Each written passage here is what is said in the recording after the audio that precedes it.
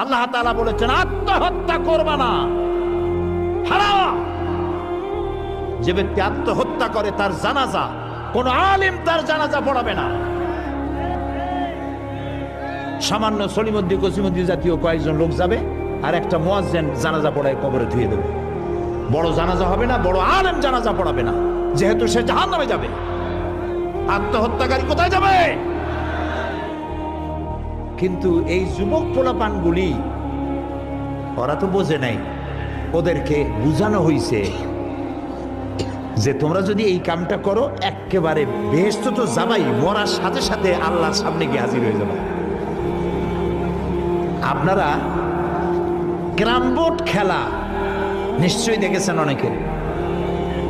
আর ভাই কইতে লজ্জা কি, আমিও তো খেলছি ছোটবেলায় ক্যারাম বোর্ড খেলা, এটা কি কোনো গুনাহ নাকি? আমিও খেলছি।